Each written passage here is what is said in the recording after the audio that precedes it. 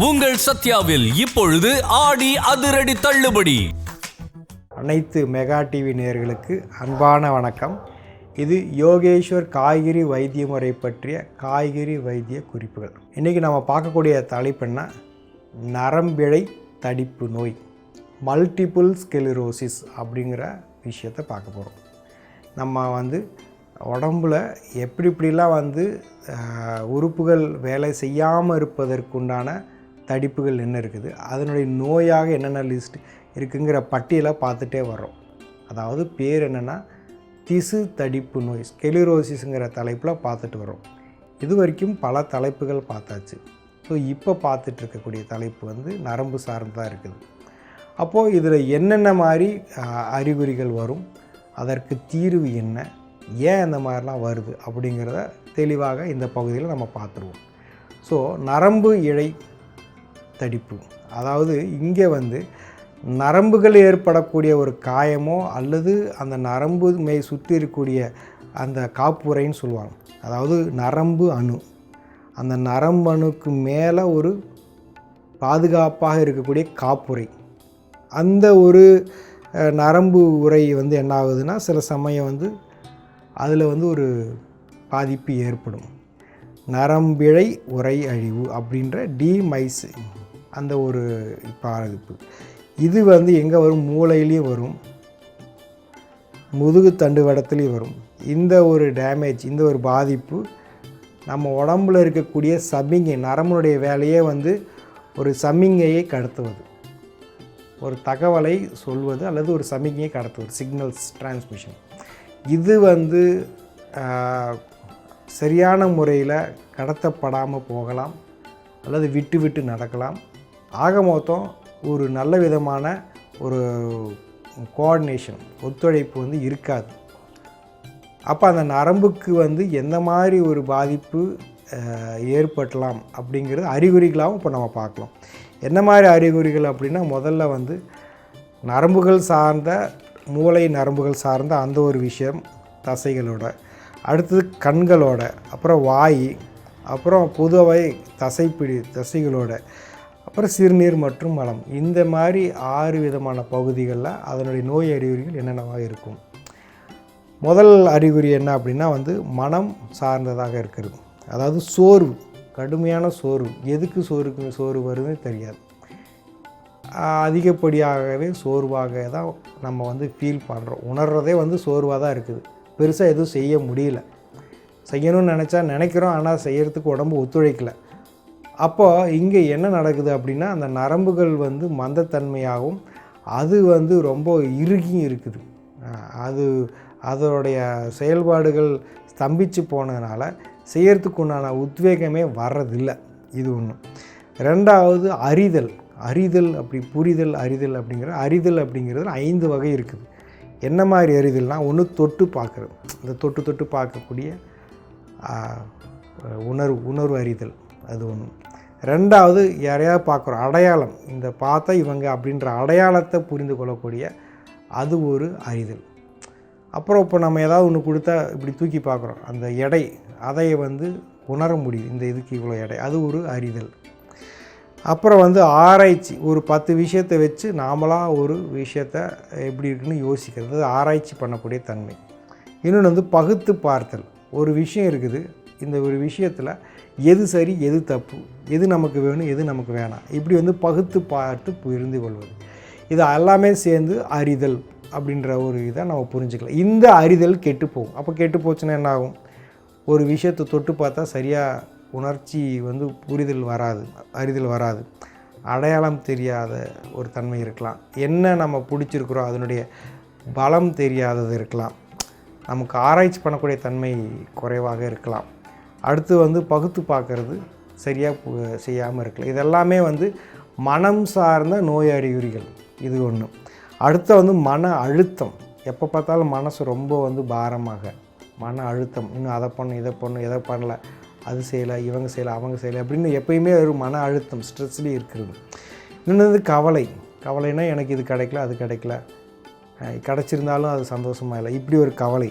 அடுத்து நிலையற்ற மனம். நிலையற்ற மனம்னா இப்போ ஒரு வேலை செய்யணும்னு நினைக்கிறோம், அப்புறம் பார்த்தா அது வேணான்னு நினைக்கிறோம், அப்புறம் திருப்பி பார்த்தா செய்யணும்னு நினைக்கிறோம். ஒருத்தர் கூட பழகக்கூடிய தன்மை, அப்புறம் திடீர்னு பிடிக்கல, அப்புறம் திடீர்னு பிடிக்குது. இப்படி வந்து ஒரு மனம் வந்து நிலையாக இருப்பதில்லை.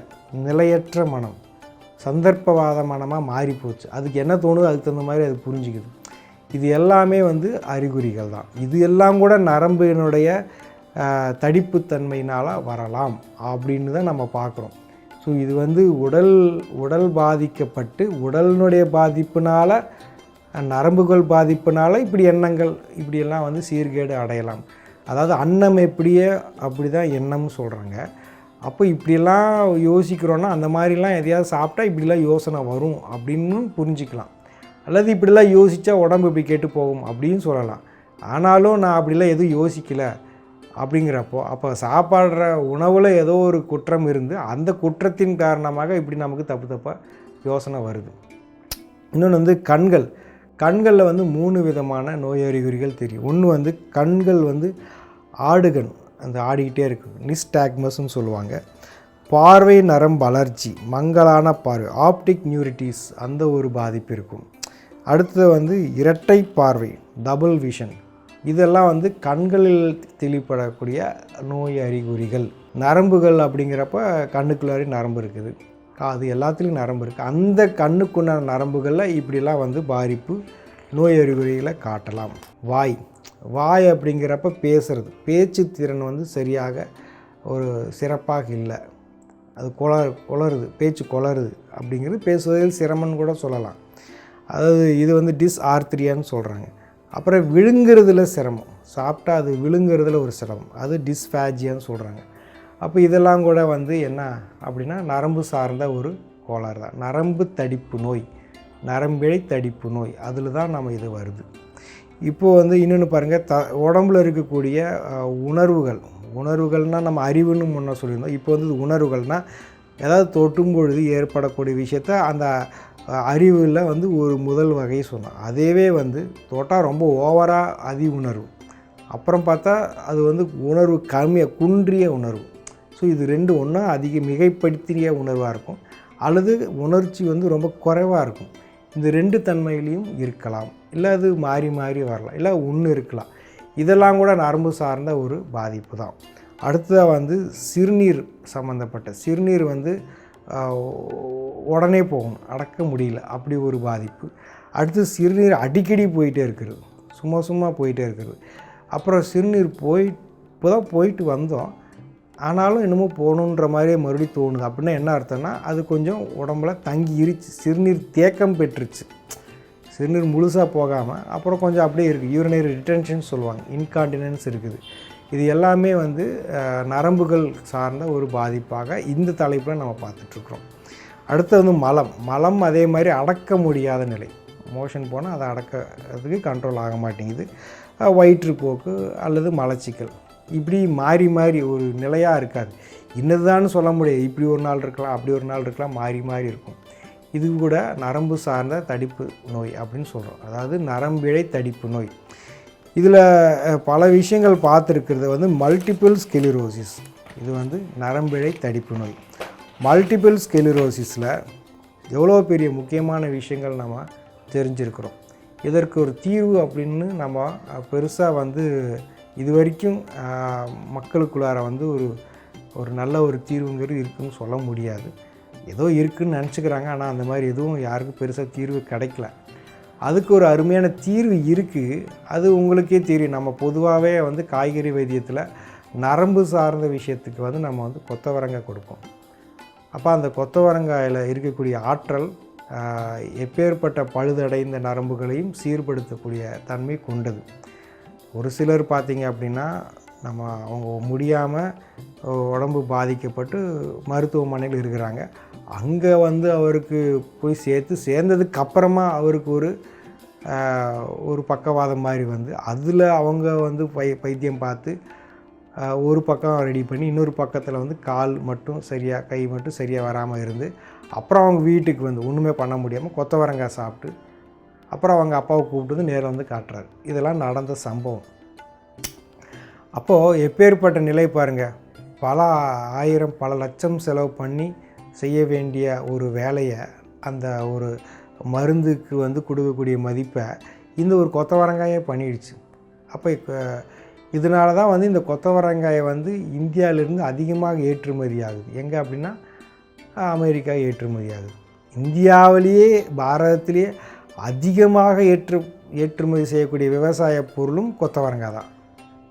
இந்தியாவில் அதிகமாக சாப்பிடாத பொருளும் கொத்தவரங்காய் தான். ஏன்னா நம்ம சாப்பிடாதனால எல்லாம் வெளிநாட்டுக்காரவங்க வாங்கி அவங்க சாப்பிட்டுட்ருக்குறாங்க. அவங்க கூட இதை வந்து மாற்றுத்தன்மை ஏற்படுத்தி அதை வந்து ஒரு பொருளாக மாற்றி மதிப்பு கூட்ட பொருளாக மாற்றி சந்தைக்கு வருது. அப்போ கொத்தவரங்காய் அப்படியே மென்று சாப்பிட்லாம், சும்மா அப்படியே மென்று சாப்பிட்லாம். பாருங்கள், இந்த இப்போ போன கோவிட்டில் கூட பார்த்திங்கன்னா அந்த நரம்பு சார்ந்த பிரச்சனைகள் அதிகமாகவும் தசை சார்ந்த பிரச்சனைகள் அதிகமாகவும் இருக்கிறப்ப தான் வந்து மூச்சு திணறல் ஏற்பட்டு நிறைய பேருக்கு அது என்னென்னமோ பண்ணியிருக்கு. அப்போ அதில் கூட வந்து இந்த நரம்பும் தசையும் நலம் பெறுவதற்குண்டான காய்கறி தான் நம்ம சொல்கிறோம் கொத்தவரங்காய். கொத்தவரங்காய் இப்படி சும்மா கடித்து மென்று சாப்பிட்டுக்கலாம், ஒரு காய் இல்லை 2 காய் சாப்பிட்டுக்கலாம். அப்போ என்ன ஆகும், மீண்டும் நரம்பு வந்து சீர்பெற்று நல்லா ஆகிடும். அல்லது கொத்தவரங்காயில் என்னால் அப்படி சாப்பிட முடியாதுன்னா கருப்பு திராட்சை வெத்தலை போட்டு அரைச்சி வடித்து குடிக்கலாம். இல்லையா, ஒரு முழு எலுமிச்சம்பழம் வெத்தலையை போட்டு அரைச்சி வடித்து குடிக்கலாம். இன்னும் கூட இதில் இன்னும் கொஞ்சம் சிறப்பாக இருக்குன்னா நரம்புக்கு வந்து கொத்தவரங்காய், கோவக்காய், அப்புறமா எலுமிச்சம்பழம், வெத்தலை, இந்த 4ஐயும் போட்டு எடுத்தால் மிக மிக சிறப்பானது. அப்போ நரம்பு தோல், அதுக்கப்புறம் அதை செரிக்கக்கூடிய வைக்கிறதுக்கு உண்டான புரதத்தை செரிப்பதற்குண்டான எலுமிச்சம்பழம், வெத்தலை எல்லாத்தையும் போட்டு குறிக்கிறப்போ உடம்பு அப்படியே உடனடியாக அது சக்தியாக மாற்றிக்கொள்ளும். அப்படி நிறைய பேருக்கு வந்து இதை மட்டுமே கொடுத்தே வந்து பலவிதமான மாற்றங்களை ஏற்படுத்தி இருக்கிறோம்.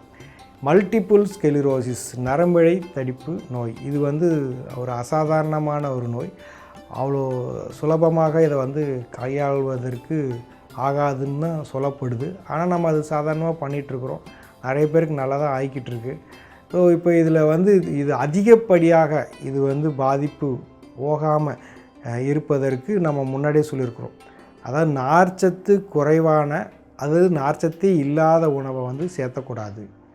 மிக முக்கியமாக பயிறு, பருப்பு, கடலை, இதெல்லாம் வந்து நார்ச்சத்து ரொம்ப ரொம்ப குறைவாக இருக்குது. நார்ச்சத்தே இல்லாத பொருள் வந்து முட்டை, அசைவம். ஸோ இதெல்லாம் எந்த அளவுக்கு முடியுமோ அதை தவிர்த்துட்டு இதை கடைப்பிடிச்சா ரொம்ப ரொம்ப நல்லா கேட்கும். பொதுவாகவே வந்து இந்த புரதச்சத்தை வந்து செரிப்பதற்கு ஒரு நல்ல பொருள் என்ன, இஞ்சியை வந்து துருவி நம்ம வந்து சமையலில் சேர்த்திக்கலாம். இஞ்சி துருவி அதை அரைச்சி சமையலில் பயன்படுத்தலாம்.